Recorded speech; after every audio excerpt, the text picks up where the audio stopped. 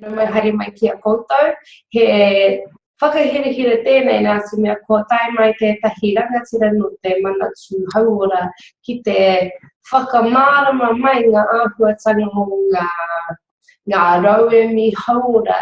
E ai ki a tātou te hunga kaimahi, te hunga whānau, te hunga e ake hikakana ki ngā āhuatanga o te oranga. No reira, no mai haere mai ki a koutou, no mai haere mai ki te kai kauhau o te rāne. Kia ora, welcome everybody. This is a service where Toi Tangata tries to provide relevant information for the Maori public health, physical activity and nutrition sector.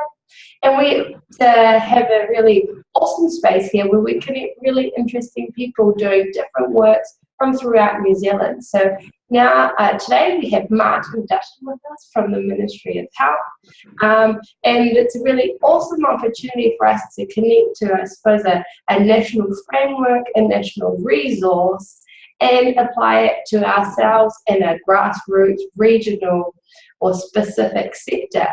So without further ado, I'm going to pass it over to Martin. Kia koe, Martin. Kia ora. Tēnā koutou katoa, ko Bansel te monga, ko Rutland Wata ta awa, ko Ngāti Inarangi, Ngāti Pakeha oko iwi. I tipu mai o I roto ki te takiwa o Rutland Inarangi. Engari, I noho mai o I kone o Aotearoa I waru ngātou. Ko Martin Dutton ahau. So firstly, I'd like to say a huge thank you to Toi Tangata for actually hosting this webinar, and for all of you for taking the time to actually listen to what I've got to say. So I'm going to actually share the first slide with you. We'll go through the presentation, and what I'm going to do is give you a bit of an update on what we're doing here at the Ministry. So, as I said, my name is Martin Dutton. And if anybody does have any questions, I've got my email address here, so the presentation should be online. And if anybody needs to ask any questions after the actual webinar, then feel free to come back to me. So what I'm going to do is I'm going to give you a brief outline of the eating and activity guidelines for New Zealand adults. And I'll also update you on the next project that we're doing, which is quite an exciting project on physical activity for under fives. And as part of the process, I'd really like to ask for your input into the future guidelines that we do by thinking of some suggestions of activities for Māori, which can actually be included in the guidelines to actually make them useful. I'm going to have to fly through the process part of the eating and activity guidelines, which, as you can see, I've shortened to the EAGs. But if you do have any burning questions, feel free to ask me at the end or by email. Before I start, I'd like to just mention that the scope of this project doesn't include issues about food security or sugar tax. And I know that those are big issues, and I know that they are very, very important in the grand scheme of things. It isn't to say that they're not considered or thought important. It's just that the focus of these guidelines were actually on the evidence that was available, and trying to make something useful for people. So I won't be able to answer too many questions about that, but I do have some stock answers if anybody does have anything. So the new eating and activity guidelines for New Zealand adults were actually released in October 2015 as part of the childhood obesity plan. So they were just down here. This is the government's package of interventions for addressing childhood obesity. Now, the actual obesity initiatives are split into three areas. First one is targeted initiatives for people that are already obese. There's increased support for those that are at risk of becoming obese, and the broad population health approaches to make healthier choices easier for all New Zealanders. And that's where the eating and activity guidelines come in. And this package brings together initiatives from government agencies, the private sector, communities, schools, family, and whānau. And as you can see, our physical activity guidelines for under fives also fit in quite nicely here. So the physical activity component of the eating and activity guidelines also fits in really nicely with the physical literacy approach from Sport New Zealand. Sorry about this. The physical literacy approach was actually released in December 2015, and it's a whole of life approach to how people can be physically active. It's a framework basically for health practitioners and regional sports trusts for how to put the evidence-based information, i.e. our guidelines, into practice.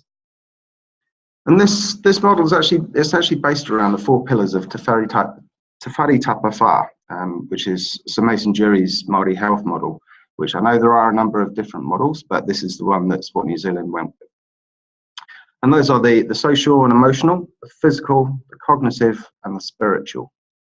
And Sport New Zealand settled on this model following consultation with a number of key stakeholders in New Zealand.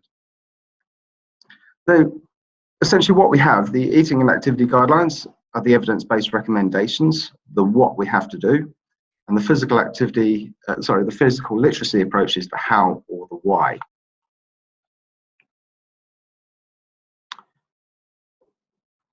So the eating and activity guidelines, what they are is a set of evidence-based recommendations on healthy eating and being physically active. The important thing here is that they don't prescribe exactly how the guidelines should be actually achieved. That's for you to do because you're the experts in this field, not us. They're designed for health practitioners and for others such as community health workers and other people who provide information on nutrition and physical activity for the public. And they're also the basis of key messages on healthy eating and activity for the public. So what we've got in the series is a central document, which is the most important part. This is what focuses on the high-level nutrition and physical activity recommendations. Currently it's for adults, but eventually we want it to contain recommendations for all population groups in New Zealand. And this is supported by other documents and components, such as fact sheets. So we've got fact sheets on what's changed between the old guidelines and the new ones.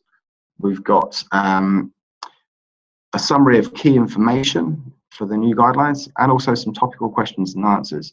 And this is really where we see the strengths of this model, because we can update these topical questions and answers as we go along and as more issues come up. So currently in the questions and answers, we've got things like the role of saturated fat in the diet, the ministry's view on paleo, intermittent fasting diets and the role of carbohydrates, etc. And for physical activity, we've got things like screen time for adults, exergaming and high intensity intermittent training and things like that. So we've got issue-based documents, and these are a series of specific documents for health practitioners that provide in-depth information beyond what is actually covered in the main document. So, for instance, this is where our physical activity for under 5s document comes in. There is some information on the evidence base that underpins the guidelines in the document, but for those that want more detail, we actually provide links to the evidence base itself. And then that brings us on to the enhanced web presence. We have gone with an online document for this series, and there are several reasons for that, but mostly because people are finding that it's easier to access and also that we can update it much more regularly.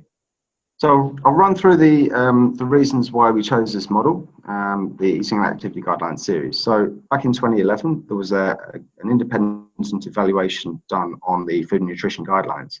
Overall, the guidelines were highly valued and they were seen as essential to support. They were also seen as quite long, technical and complex. So some of the documents were over 300 pages, which, like most people, health practitioners didn't have time to read. So, and they also needed to be updated more frequently. Most people were happy to access the guidelines electronically, though, instead of hard copy. So what we did is produce a new model for the guidelines. So we changed the name from the nutrition to the eating guidelines, and that shifted the focus to foods that are in everyday use and away from nutrients which people don't really understand. We increase the profile and the information on physical activity so that it has equal importance with nutrition. So we know that nutrition and physical activity are intertwined with each other, and that both physical activity and eating healthily form the basis of healthy lifestyle. And we improve the access to the document by making it shorter, clearer, and easier to use. And one of the ways that we did this is by putting infographics in to just illustrate some of the key features.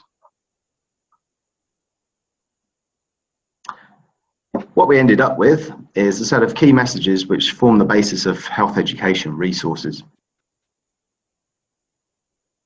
So I'll just give you a few moments to have a look through those.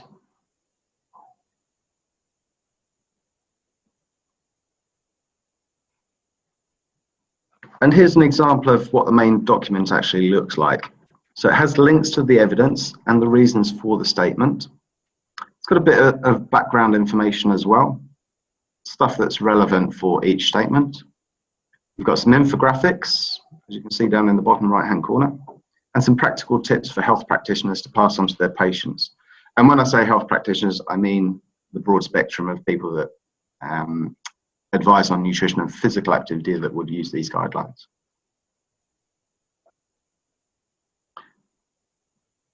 Now we come on to probably what I consider the most important part. How can Maori use the guidelines?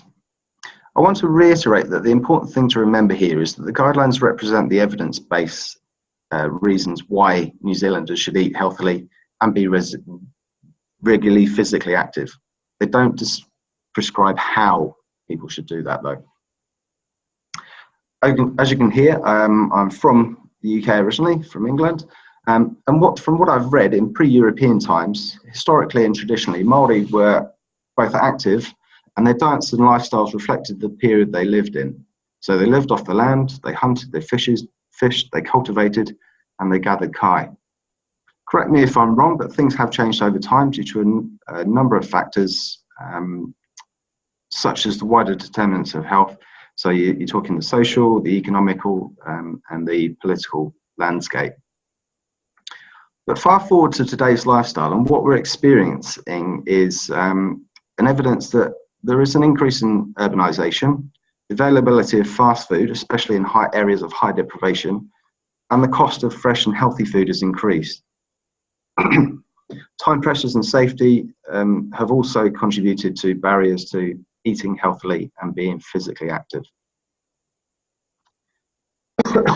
Now, as we know, people are physically active for a number of different reasons, and your goal is really to help them remain so by finding out what their motivation for being physically active is, and to help try and remove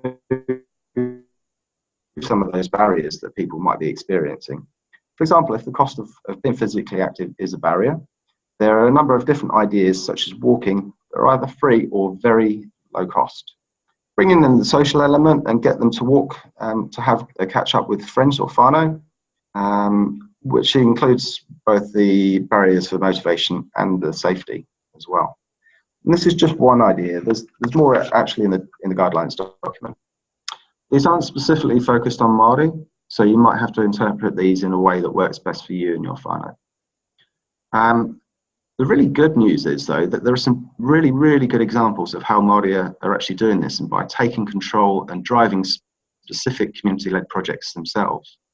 So, as I said, we're not here to tell you how to deliver the services. You're the experts in this area. And there are already some great examples of how people are achieving this. So the first one that springs to mind is I Am Maori. And there are different categories for tamariki, for kaumatua, and for adults as well. And the purpose of this event is to encourage all people, but mainly Maori, who wouldn't necessarily typically participate in regular events, to adopt a healthier lifestyle. And since 2009, it's grown from 6 Maori participants to over 70 out of about 600. So that's a really, really good example. An example of a project that combines both healthy eating and physical activity is the Ka Kano Mara Kai project in Dunedin. So this is a project where whānau actually envisaged and drove the project, and what they've done is in the marae setting, they've actually grown and harvested enough fruit and veg for over 30 whānau. And their objectives are quite clear. They want to engage their hard-to-reach whānau in healthy, sustainable lifestyles. So they want to ensure that healthy food choices are affordable, available and accessible. They want to increase the consumption of vegetable in their kainā. They want to promote healthy eating and physical activity, and they want to reduce the impact of poor physical health and nutrition on whānau. So those are quite clear goals. But of course, not all Maori live close to or connect with their marae. So many have moved to the urban environments where the supply of cheap food has outnumbered the supply of cheap fresh produce. And there are opportunities for work here where people can actually lobby or work with local government to influence food outlets and physical activity, for instance, like playgrounds, and especially in the Healthy Family New Zealand areas. So that's all I'm going to talk about for the eating and activity guidelines. I'm going to move on to the physical activity guidelines for under fives now, which is a project that we've actually got going on as we speak. It's not published yet. So I'm actually producing the physical activity guidelines for under fives in conjunction with a group of technical experts, Sport New Zealand and HBA. And there is a Maori advisor on the technical advisory group as well. And we're hoping that this will be available to all of you to look at sometime next year, middle of next year. The even better news is that you can actually help shape this document by providing feedback to us on the draft. And I'll tell you exactly how you can do that a bit later on. So a bit of background about the physical activity for under fives. We've currently got active movement guides for children from 0 to 5 and 10 active movement video clips. These were produced by Sport New Zealand, or Spark as they were then, in 2005. But they haven't actually really been updated since then. And as we all know, technology's moved on a bit since then. So what we did is we put a tender out for an organisation to complete a scoping project for us. And the organisation that we chose was Allen & Clark. And the purpose of the project was, first of all, to review literature on fundamental movement skills and physical activity, sedentary behaviour, screen time and sleep for children under 5 years from 2003 to 2015. We also wanted them to complete a survey of stakeholders, and this is people like lead maternity carers, well-child tamariki ora providers, early childhood education providers, etc. And we wanted to find out through them what resources they wanted to use and in what format they would use them. Are we still on about hard resources, or are people more inclined to go for things like video clips? And then we wanted Allen & Clark to produce a report to us with options for actually updating the guidelines. And this was based on the literature review and the stakeholder survey as well. In a really short summary, all three health behaviours, so physical activity, not sitting down too much, and good quality sleep were associated with better health outcomes. It's probably not that much of a surprise. What did come through though is sleep, which is a new area that we're looking for, is actually impacted by media use, and this is computers, TVs, phone use, etc. Especially before bedtime, and it can have real impacts on people's weight as well. So the administrative preference from the options that Allen & Clark came back with was option 3. And this was to develop population health guidelines on physical activity and accompanying resources. So basically a huge project to look at the physical activity guidelines and the resources that we produce as well.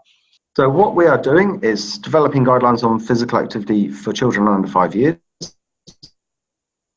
And it's likely this will take about 12 to 18 months with the development of the resources sort of working in line with this. So we're hoping that the resources are actually produced and sent out at the same time. And we're planning to test the waters with these guidelines to really bring the New Zealand context into them. We'll do this in several ways, such as including statements about the importance of getting children outside and connecting with nature, which, from what I've seen, is a traditional Maori value, which is of cultural importance. And this really ties in quite nicely with the work that Tangata is doing regarding Waiariki. So the guidelines themselves will be centered around 3 key themes. That is to move more, to sit less, and to sleep well. My little children, and I didn't want to break any copyright laws, so that's why they're in there.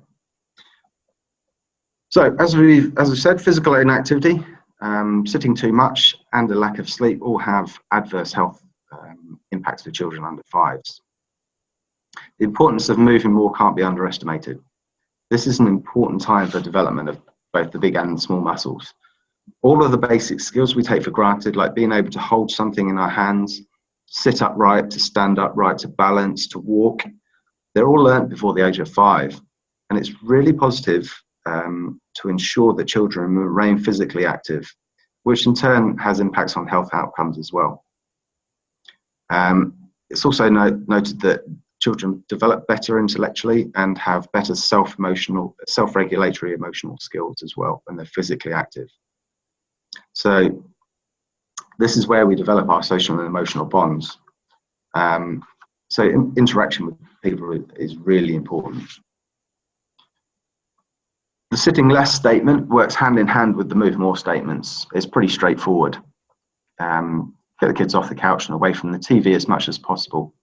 The research suggests that increased sitting and watching TV is associated with a number of poor health outcomes, for instance, obesity and mental health issues as well. And finally, sleep, which is a new area that we're advising on, and one which is becoming more and more relevant in our world.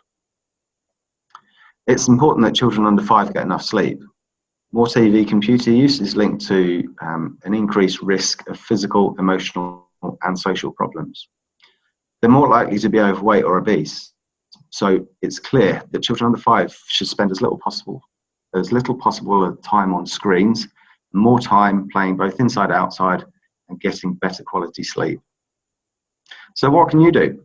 Well, I want you to spend a bit of time thinking about what you could do to make the guidelines appealing for the people that you are working with, or for your whānau as well. I'll put my address up at the end, and you can send me some ideas on how to get under 5s physically active, and that can be generic or it can be specific for Māori. I'll have a look at these ideas and I'll see if I can integrate them, some of them into the ideas at the end of each section. And you can also send us feedback on the draft document through the updates page. So here is the physical activity updates page. As I say, you can actually go online and fill this information in. It's just your name and email address. And we will send through a link to actually review the guidelines and to send us feedback as well. Don't be too worried, we won't bombard you with information. It's literally 1 or 2 emails every year, every 6 months, just to update you on the progress that we are actually making. In terms of physical activity, again, in the under 5 space, there are a number of projects that are already specifically looking at delivery of physical activity for Māori. So He Pikari really is a really good example that Tangata are doing. And I'd like to just say here that we're not trying to replace these. Guidelines serve a different purpose entirely. These are the why people should do it rather than the how. So again, I'd like to see your expert opinion on how Māori may use these guidelines as the basis for their services and programs for under 5s. And I thought I'd just share my final slide, which is exactly why this project is so important to me. As I said, these are 2 of my 3 boys, and we love getting outside and being physically active. And you know, experiencing the wonderful country that New Zealand is. That's all I've got to say in terms of my presentation. As I said, I'd encourage everybody to contact me afterwards if they've got any questions. Have a great day, everyone. Bye-bye.